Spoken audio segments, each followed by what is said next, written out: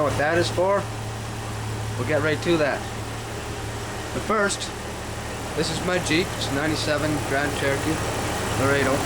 And today I'm going to talk about air conditioning, how to check if your clutch is seized or not, and whether you're low on Freon, because your air conditioning doesn't work.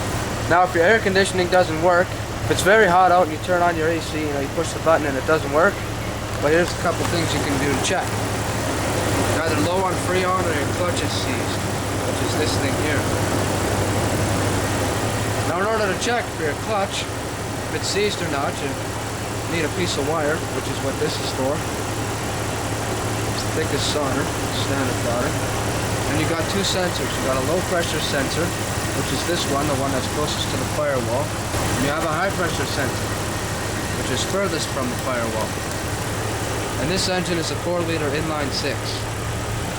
Another thing to know is your engine needs to be running before you check for your clutch.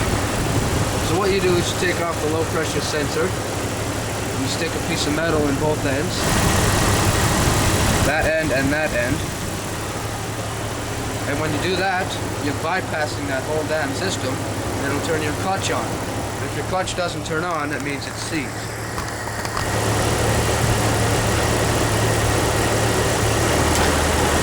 See, the clutch turned on. That's the clutch. Watch it turn off. See? Try it again. My clutch is good. See, the clutch is going, which turns on your air conditioning.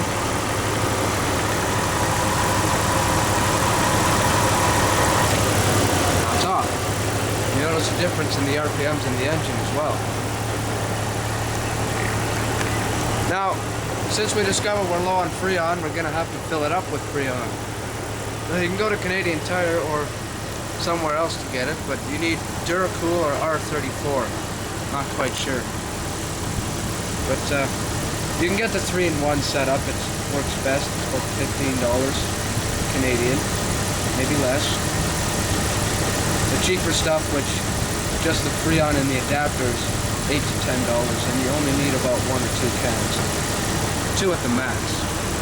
So this is the suction line, and you fill up your Freon through here.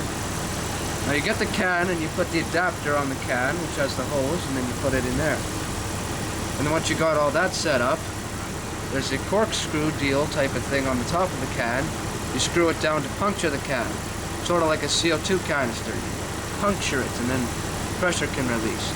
So once you puncture it, you unscrew it to release the pressure, and all that Freon will go through the line and into your system.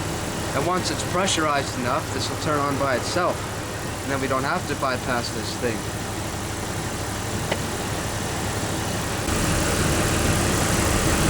It even has an L on it for low, and this one here has an H on it for high. So you fill it on the low pressure line. Once you got it filled, you turn the cap back on, and you're done. Now the 3-in-1 system comes with a dye that turns purple after it runs through your system. And then if you have any leaks through your fittings here, all these brass fittings, it'll come out purple. The purple liquid will spill out of the leak. And then you'll see where the leak is. And the leak is very bad because you'll lose your pressure. You don't want a leak. Another way to check for a leak is because you're too cheap to buy the 3-in-1 setup, is get some really soapy water and spray it everywhere on the fittings. And if it bubbles, you have a leak. So, if I didn't explain anything clearly, you can just send me a message, comment, video response, any form of communication, and I can touch on that or make another video about it.